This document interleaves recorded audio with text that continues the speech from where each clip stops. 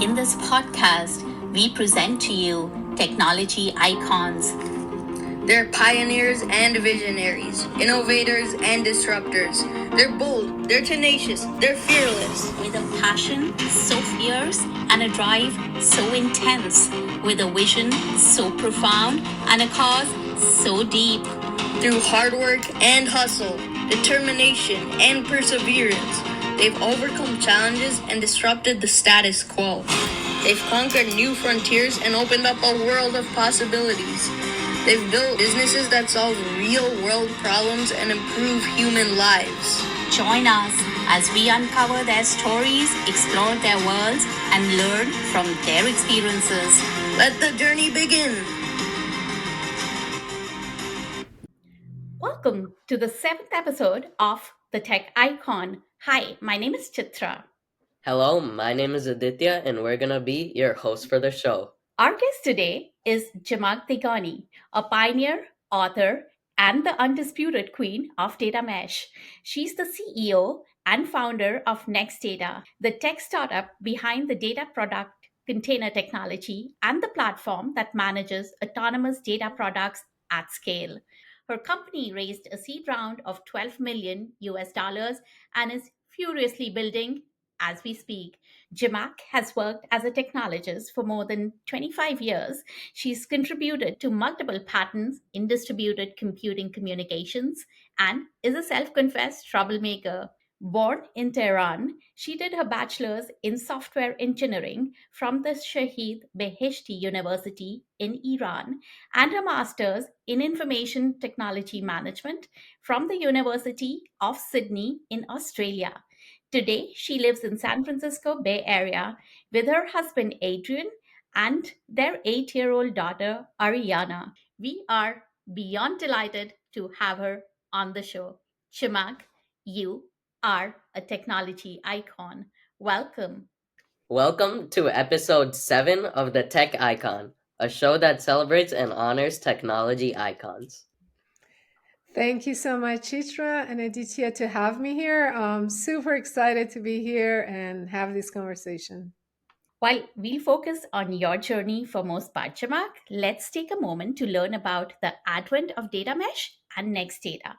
So, in 2019, you posted an article, How to Move Beyond a Monolithic Data Lake to a Distributed Data Mesh, on Martin Fowler, that literally took the data world by storm. What was your inspiration? The inspiration was perhaps, a couple of decades before that, being in the computing and having seen how certain computing principles had enabled us to take leap at different moments in our industry that unlocked a lot of potential. Maybe the inspiration was really seeing the pain that a lot of organizations and companies that I was working with had at the time with data management or generally getting value from data. So the context maybe is relevant to share with your audience that at the time I was working with fairly technologically advanced, large organizations, many of them based here in San Francisco or generally west coast of US was the portfolio of companies I was working with.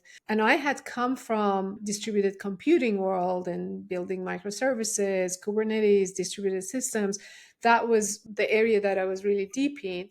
And I came to work with these large organizations on their data strategy. And they all unanimously had the same problem. They were grappling with problem of scale, not so much a scale of how do I store petabytes of data. We had solved that problem. Not so much the scale of how do I process data fast. We had solved that problem.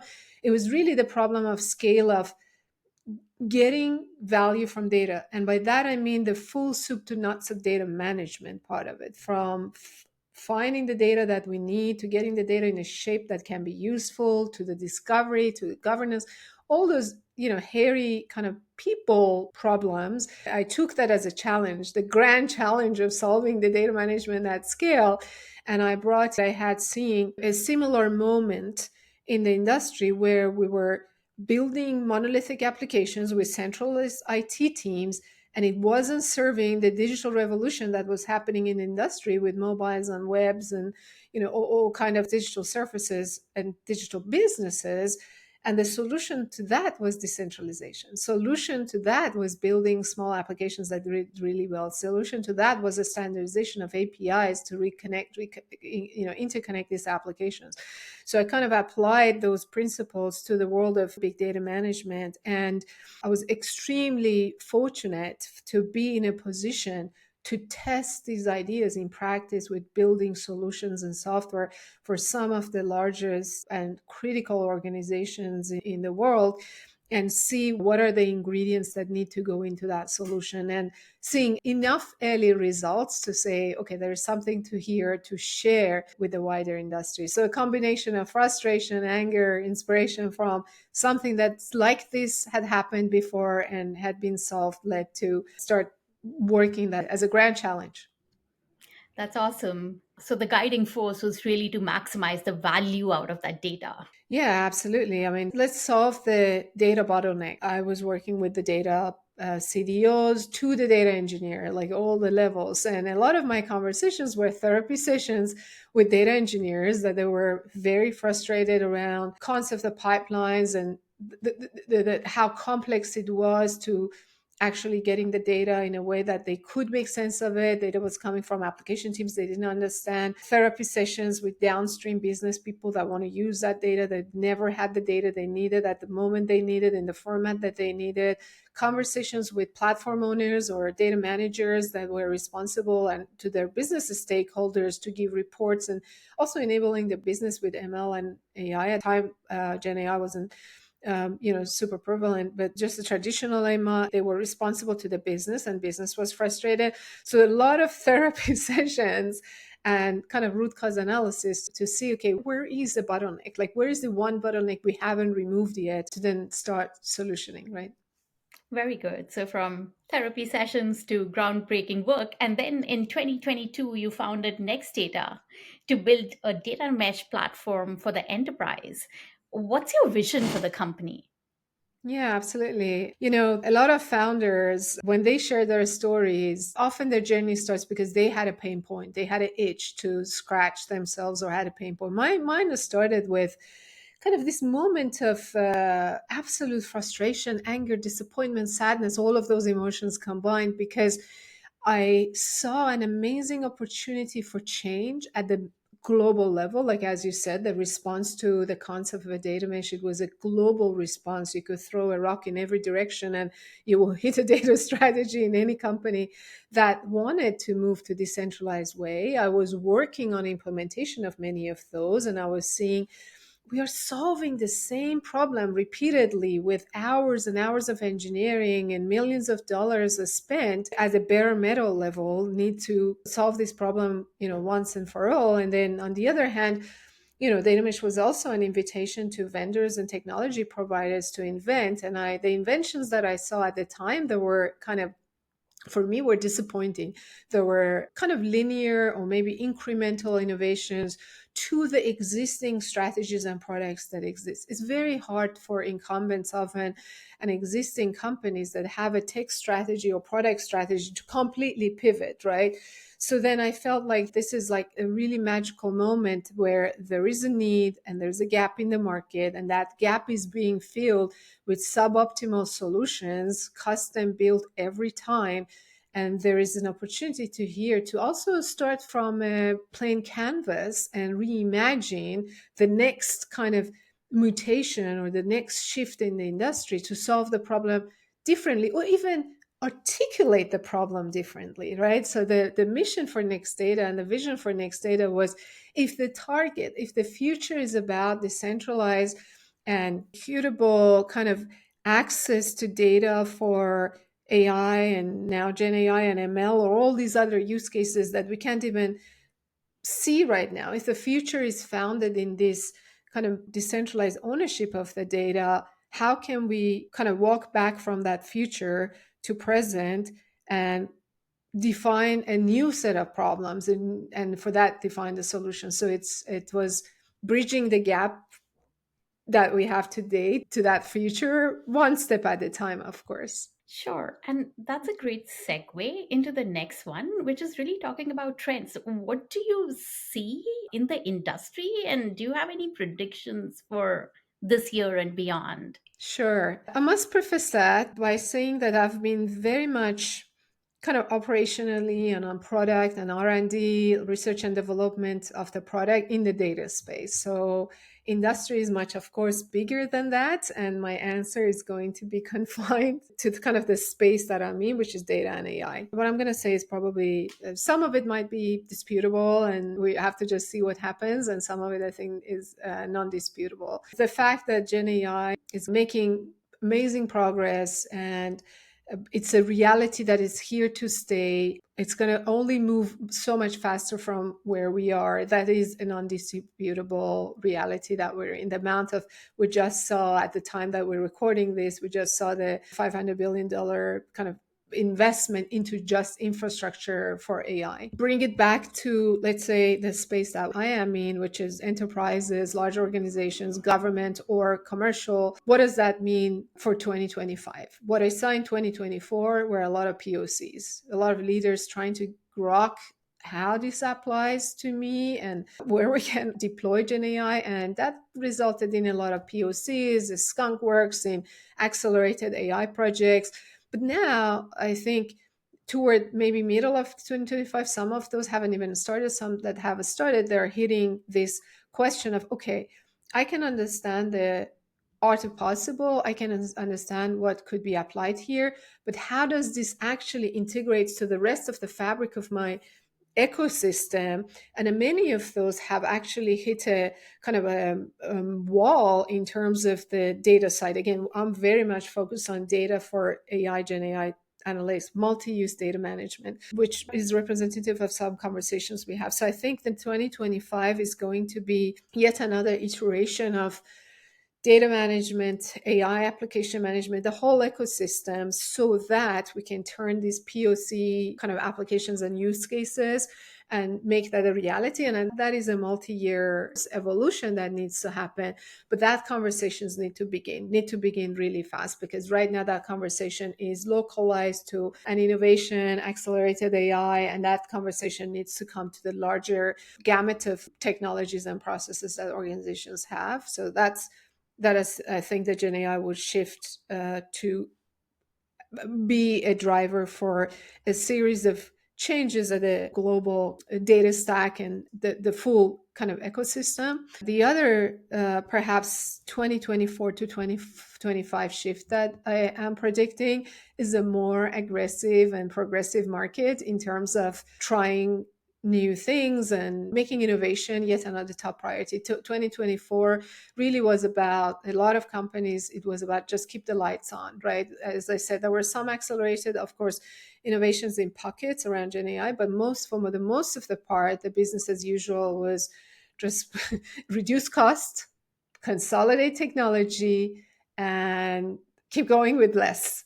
Right. So there was a lot of budget cutting that happened in 2024 and slowed innovation. I am really hopeful, and there are signs of that at the macro level that will change. And what that means is that there were a lot of, just build with what we have, build internally. I think people will start think more strategically and say, for my organization to not only survive, but leapfrog all the competitors and deliver value, what is the next generation of strategic kind of investments that we have to make around technology? I think we will see a lot faster movement in terms of enterprises buying decisions versus building decisions, and a lot of kind of do it yourself type home baked projects might shift more toward build what's strategic and buy what's not strategic, because budgets will open up. Third one, I think, for me is really, really close to my heart, which is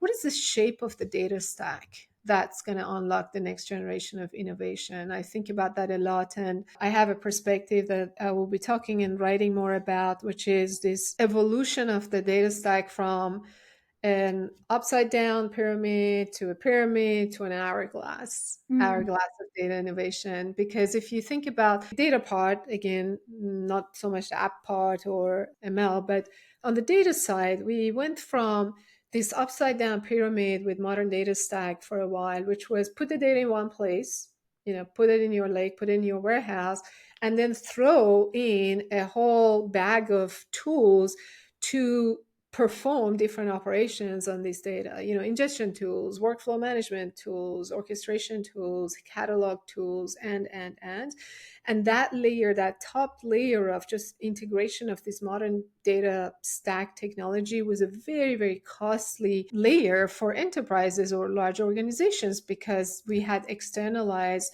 the cost of centralization to and the cost of these single purpose tools to the users to integrate them. That didn't work out quite as much as we wanted to. And I'm a firm believer of distributed tools and small tools that do one thing, but I think it didn't work out because the fundamental operating model of data centralization is a broken paradigm in my perspective, and that hence kind of the data mesh point of view.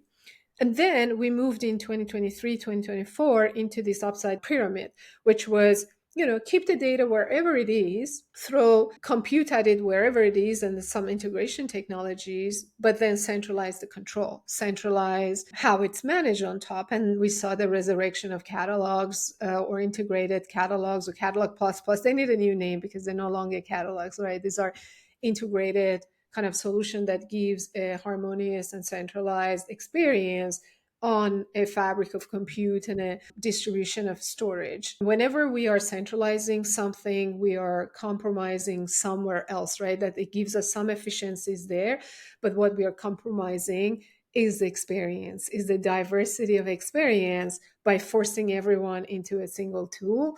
Of course, that gives efficiency when you're an SMB, small, medium business, but when you're a large organization with a lot of people and they want their autonomy and they have their own experience and their tools, that doesn't work out. So my prediction, and because that's where I'm investing, our team's time, is that again, taking lessons from internet and revolutions that happened before, the data stack needs to be an hourglass. I call it the hourglass of data innovation. And by that, and we are seeing that shaping as we speak, which is down the bottom of this hourglass, you have the diversity of where the data sits, you have the diversity of the storage. On top of this hourglass, you have the diversity of experience. Use the tool of choice to discover or use or build up data applications, have that diversity. But in the middle, you will end up with a small set of standard technologies that would allow interoperability and connection of diverse set of experiences to diverse set of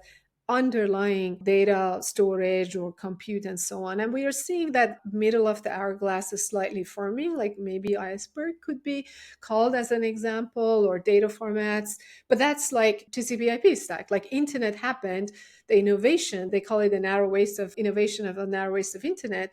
We had hardware down the bottom, like the lot of different routers and applications and CPUs and so on. And we had diverse set of applications, mobile, web, and others. And in the middle, we had a small set of standards, TCP, IP, HTTP, to connect these two. So I think that's my prediction for where the industry will go. I hope to see a progression to that hourglass data stack model. Very nice. Love those predictions. And you put it so well. The hourglass of data innovation will be definitely on the lookout for that. Now, for this next section, let's discuss your early years, and I will turn it over to Aditya. Adi, take it away. Sure. How would you describe your childhood? Yeah, I was a happy-go-lucky kind of kid. If I explain the environment I grew up in, it will probably depress a lot of people. I grew up in country of Iran. I lived in the capital with my parents, very loving, caring parents and family that I had. But then the context of that was I was about 6 years old when revolution happened. It was a big revolution. My family and my family members got affected by it. And then war happened. So even though where I lived was away from the border, there were still missiles landing in my hometown. And but as a kid, for some reason, children are pretty resilient. I went skiing when schools were closed because of the air raids. And I had no clue that when I come back home, if my home will be still around because these missiles were randomly hitting different infrastructure. So I feel blessed. There must be something broken inside me, or maybe this is just a survival technique for any children that goes through those hardships. But I would, despite all of that, I would describe my childhood as a lucky, happy kind of kid.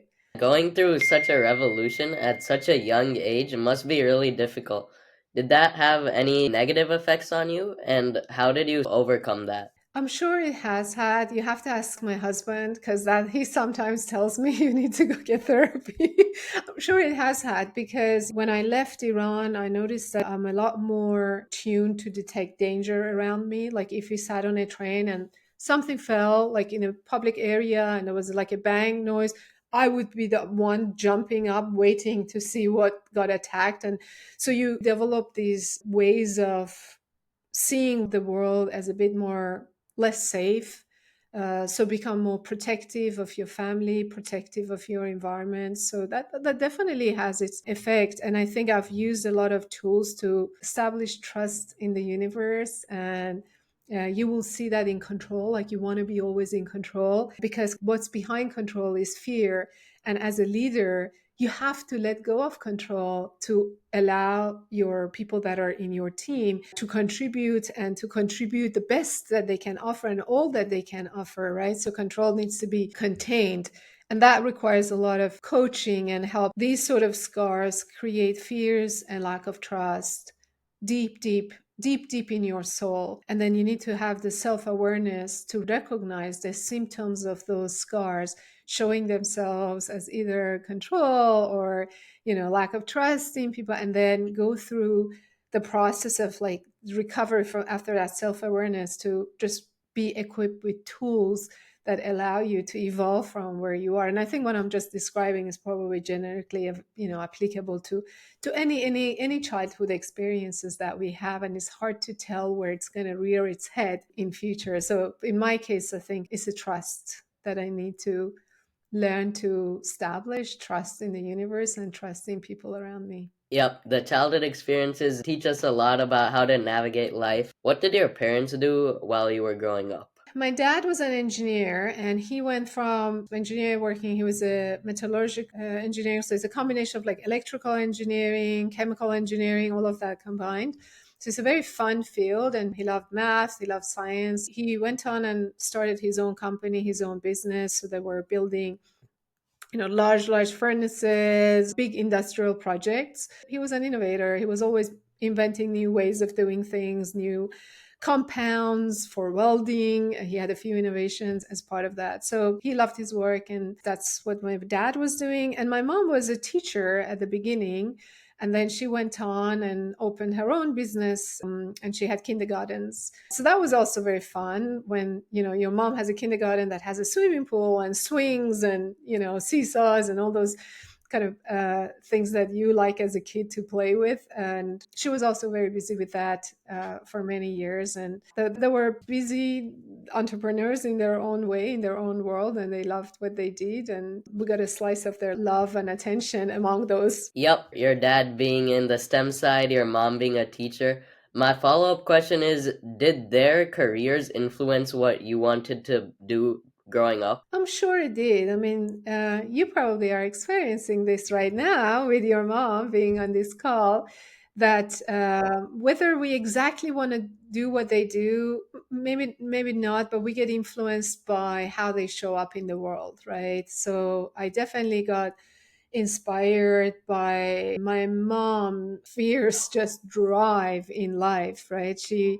was a woman in a very male dominant industry, and she was always butt heading with the government. So I think her fierce drive and her love for all the children that they were in her kindergarten, the care for the people that worked with her, that really influenced me. I think on my dad's side, my dad was an engineer. He was still doing a lot of the design of the equipments that they were building. And then he had a factory where factory folks on the ground, engineers on the ground, are welding and cutting and building this kind of electrical, mechanical, large stuff that they were building. One of the things that he was really proud of was that despite his position, when he goes to the factory, he changes his clothes and he puts on the factory clothes and the helmet and the boots and goes on the factory floor to work with his people. And they sit at the same table and they eat lunch together. And coming from an Eastern culture, which is very much of a hierarchical culture, you're the boss, you're up here, you're the worker, you're down here. It wasn't very common, but he was very proud of it. And he loved and mentored a lot of generations that came after him and grew under him. That impacted me. I mean, his love for innovation and writing and the way he treated his work as just a passion, not as work, and the people that worked with him just like his family, that has certainly be, I'm sure it has influencing me, and I'm aspiring to be like him. Yep. So although you didn't pick up any specific careers from your parents, you were able to get traits from both of their sides, which you were able to carry forward. What did you yourself want to become growing up? Yes, I mean, for me, it was so easy because, first of all, if you live in a country that there are not many options for women, like, and also the country is so under resourced that you can't grow and dream all these possible things.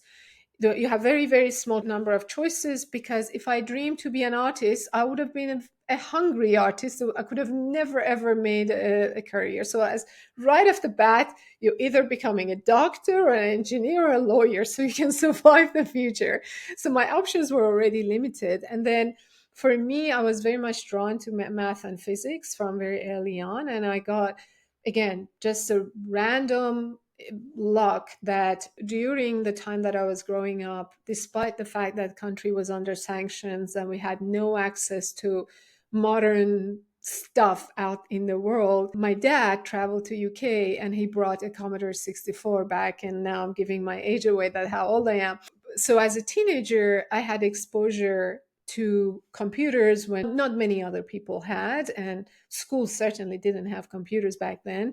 So when I saw the Commodore 64 and I learned basics and I got a taste of what computers can do, so I was going to be a software engineer, programmer, you name it. I was going to be in computing, and that was it. I never swayed from that, and that was the path I followed. That's pretty cool. I hear you're a self-confessed troublemaker.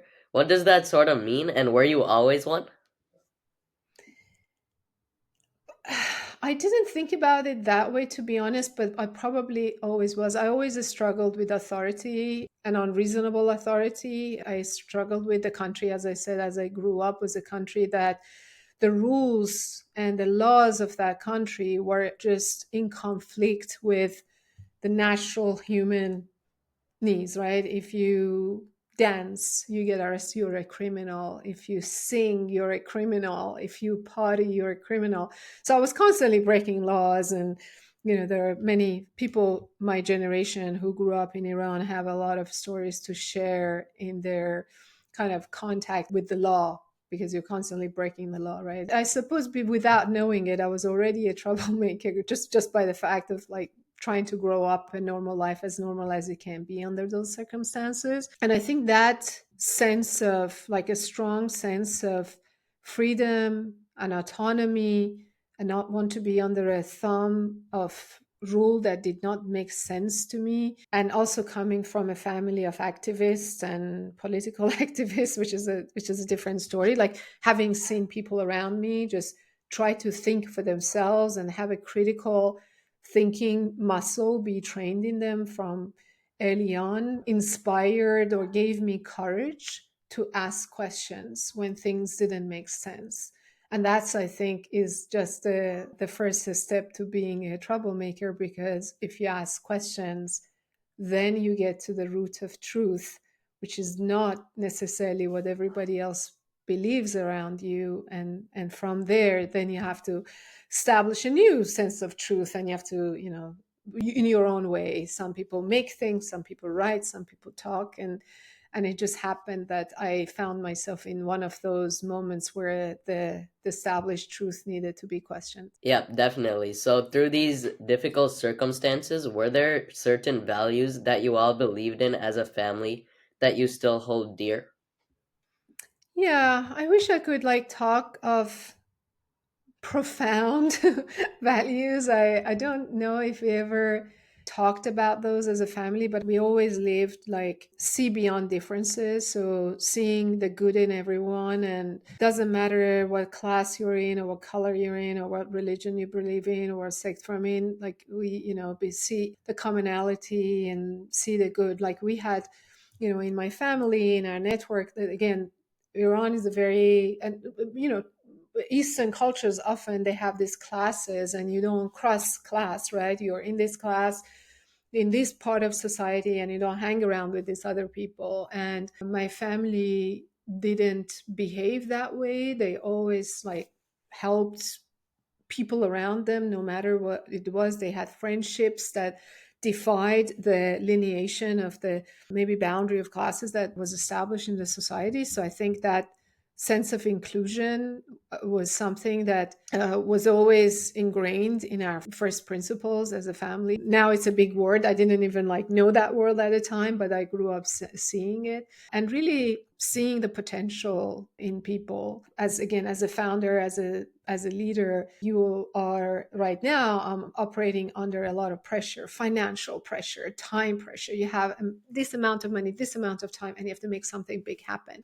So for example, hiring the right people is one of those most critical jobs. And if you hire based on I just need to find the exact best match for this particular job we have to do today, you may hire someone that can move you very fast in the short term, but in the long term they're not going to be the right people because they may not have the right culture. So being able to see what's possible in people and be able to kind of grow them and think about the longer term and be inclusive of people that are not just exactly like you, but they complement you. I think that that's one value that we lived by, and I can see the impact of that in how I like hire people today, for example.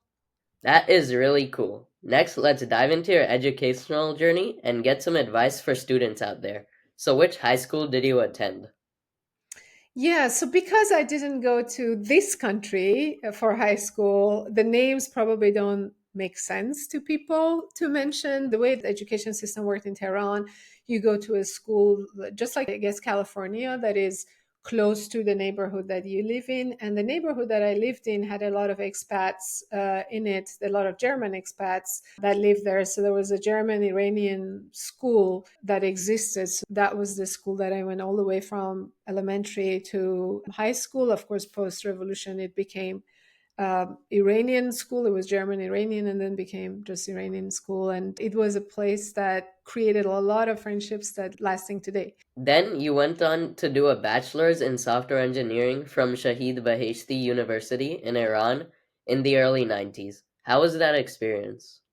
It was good and bad. It was a good university. So the university, again, just like US universities have ranking, it wasn't the number one university, but it was probably like number two out of, I don't know, 20, 30 universities. It was a great university. It had, great teachers, and the curriculum was a lot of math, a lot of physics, a lot of computer, hardware, electronics, or computer architecture, and then software and programming. But the part of the experience that was missing, I guess part of it was that social construct that we were living under, which was a very repressive kind of regime. You put your head down, you go do your study, get out. No socializing, no hanging around in university. So that kind of joy of being a student wasn't there. I would go in, I would go to my classes, and I get out. That was pretty much it.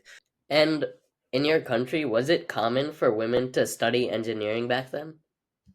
It was. In fact, contrary to maybe assumption of the audience and the image that people have from Iran, in fact, because there are not a lot of like construction work or heavy, the physically challenging maybe or demanding work that women were in, and those were very much dominantly kind of male industries. Computer science, computer engineering was packed with women, and it is today. So it's actually more than here, if you look at the populational profile of programmers and people in computing, you go to a conference, the portion of women is still representation is very, very low. And it's the opposite in Iran because it's one of those accessible kind of fields that you can be in, which doesn't physically demand, from you. So yeah, it was very common, and actually probably more or at least 50% women. That's nice to hear. Finally, what would you say to students grappling with extreme pressure due to school? What would I say? Don't rush. This is the moment to really take your time and dive in and establish a solid foundation that you can stand on. And that foundation is going to be the launch pad into the future. So don't try to cut corners. Don't try to hack your way out of work. Just give all you have to what being presented to you. There's going to be a time when you are out of university or school, and you have options to go and explore different things and build and innovate. Establish a solid foundation, because you will not get that opportunity ever again. Because when you are in the workforce, the demand of delivering results always precedes, let me go and learn and build. You're learning on the job, and learning the foundations take time. So don't rush, don't cut corners. Just give all you have to build a solid foundation for your future. Yeah, school is an amazing experience. Students should take all they can from it. Those were some amazing insights, and with that, I'll pass it over to my co host to cover the next segment, work and entrepreneurship. Great. Thank you. I can't imagine growing up in a neighborhood with missiles going off. That really gave me the goosebumps, Jamak. You have such an inspiring story. Thank you so much for sharing. Thank you for lending your platform, Chitra. Oh, absolutely. Moving on to work and entrepreneurship now, you really are a shining star in the male dominated world of tech. But initially, did you have to work harder and smarter to really make yourself heard? Yeah, initially I was so shy that I didn't want to be heard. So I went through quite a transformation to come out of my cocoon. I was a programmer. I was a software engineer. I loved programming and I was actually pretty good at it. But I was an extremely shy and introvert, like typical introvert. You wouldn't believe that I am still an introvert from probably this conversation. So for me, even speaking in a room when there were like 5 people sitting around would have given me heart palpitation, as if I'm being, attacked by a saber-toothed tiger. So it was very unnatural for me to talk, to speak up. And then slowly, I felt the confidence to kind of raise my voice even within a small company. And then I moved to ThoughtWorks, which is a consultancy company working off the platform of thought leaders that had challenged the status quo multiple times. Agile Manifesto, continuous delivery, microservices, these were all very big concepts that came out of thought workers working for the company. So that company's big platform and big mission was software excellence, and for encouraging us to go out in the public and talk about that. And I remember my very, very first talks that I did, I was so stressed. I ended up going to doctor and say, I'm going to have a heart attack giving this talk, give me some medicine. So I was taking beta blockers, like things that archers or pianists or violinists at the high performance, high pressure environments that they take to calm their nerves. I had to take medication to be able to give talks. And from there, the more you do it, the better you get at it. And at some point, yeah, I developed the muscle to express my voice, and not be shy or scared. Wow, thank you for sharing. Congratulations on the most recent fundraise. My question to you, Jamak, is I have a bunch of early stage women founder friends, and they tell me that they face somewhat of a bias while raising venture capital. Now, does that align with your personal experience? And do you have any advice specifically for women entrepreneurs who are looking to fundraise? I'm sure that bias is there. I'm sure for women, it's much harder to prove themselves. And there's a reason for it. If you think about what is one job for VC to do really, really well, that job is pattern matching. All VCs are doing, they're pattern matching across multiple dimensions, the team, the age, the gender, where they educated.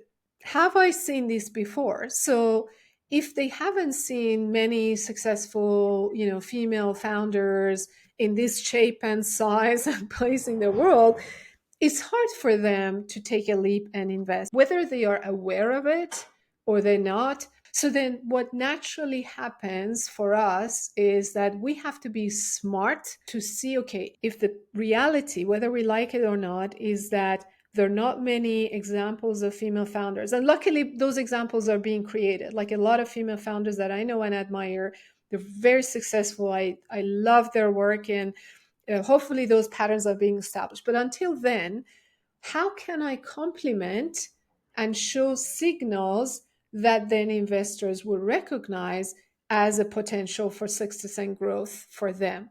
So, for example, for me, when I started Nextdata, actually investors didn't know even what data mesh was about. Now they're catching up. Data products, they were behind the ball a little bit. So for me, I had to show them that there is a market. So I took a move that not many startups take.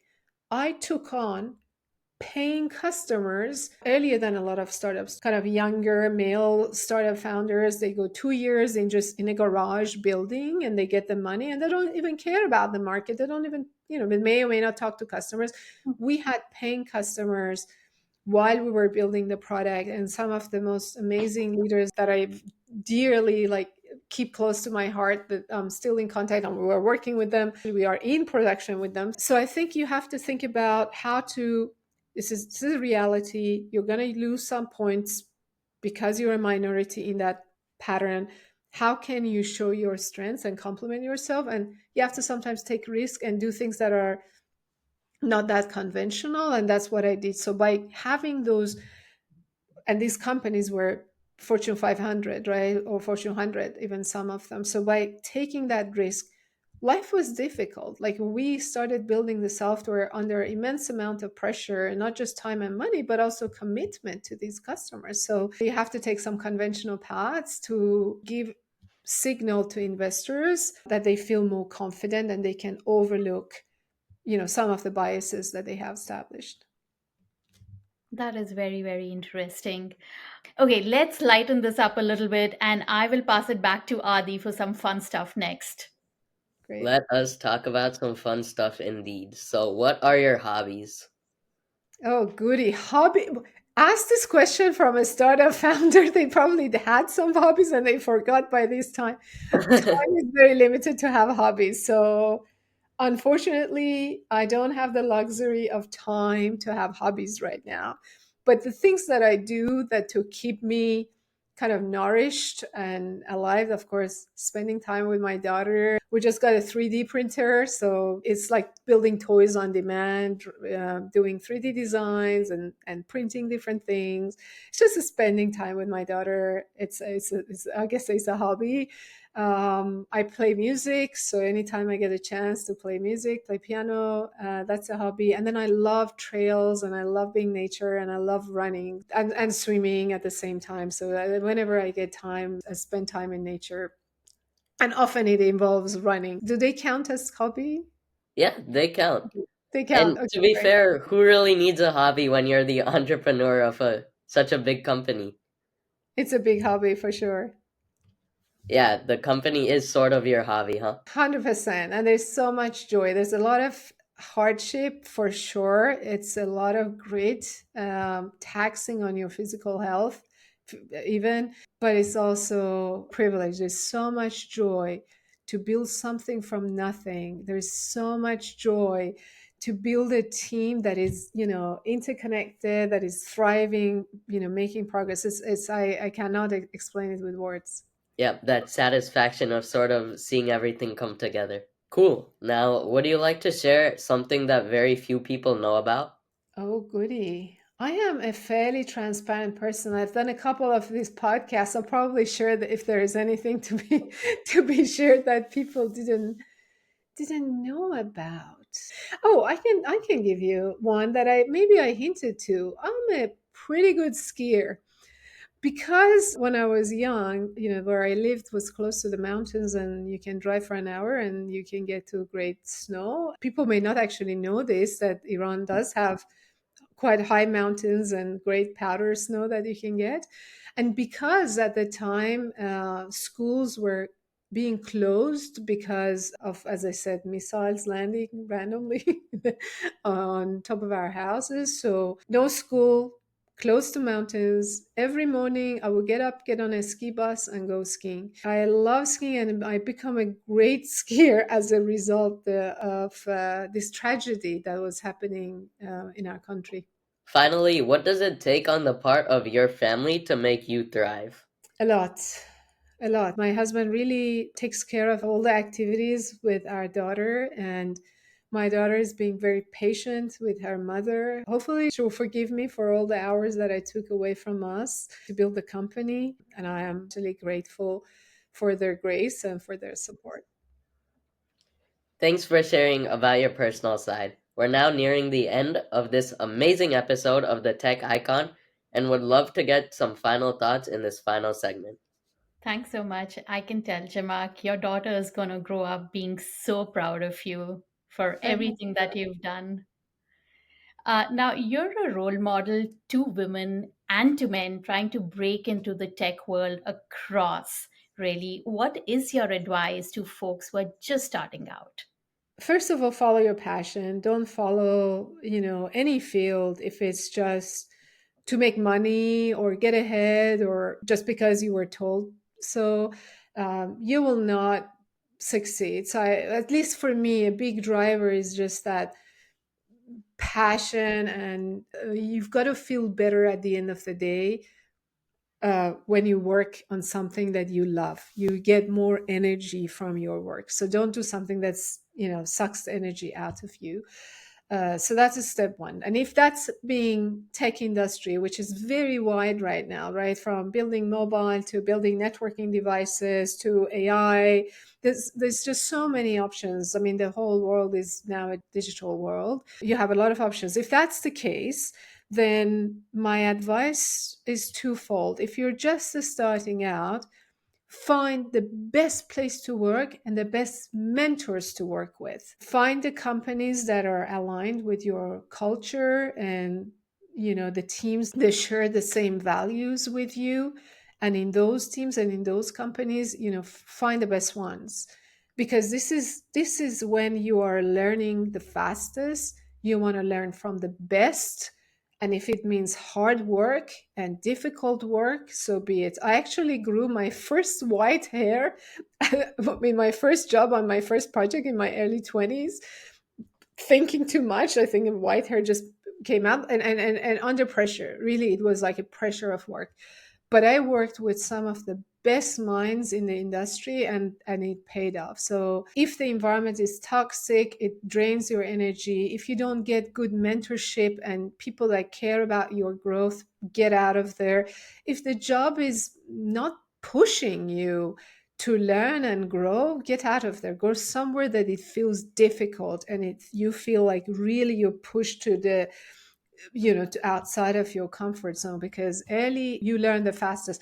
It's expected that the people that hire you at that stage, they expect that they're investing in you to grow. The growth and learning is part of your job description almost, and make sure you learn from the best. Such great tips. Thank you. Now, our final question to you is that growing up in the big, chaotic, tightly controlled city of Tehran, did you think that one day this little girl will go on to make waves in the world of data and analytics? I didn't go that far, but I definitely wanted to get out from there. So the plan was always, live somewhere that I have a sense of freedom and a sense of autonomy. That I think that was always there. And because I grew up in a family that almost everyone around us left. We were just one of the very few that stayed in the country. The idea of leaving the country and being somewhere else, an idea of freedom and access and growth and abundance, was always, part of my psyche. But did I see this happen? I mean, I still don't see it as if it's a big deal, Chitra. I know you're being very kind to me here and elevating my work, but from where I'm sitting, I haven't done anything. There's still a lot to do. So I have made a little impact, and I hope I'll be around to do more. Very modest. And on that note, thank you very much for joining us in our mission of giving back and inspiring students and entrepreneurs across the globe. We wish you the very best, Shamak. Thank you. Thank you so much. Thank you for this delightful conversation with both of you and the both generations. It's been amazing. Yep, and thank you for those answers. I feel like we and the viewers got to know a lot about you. Thank you.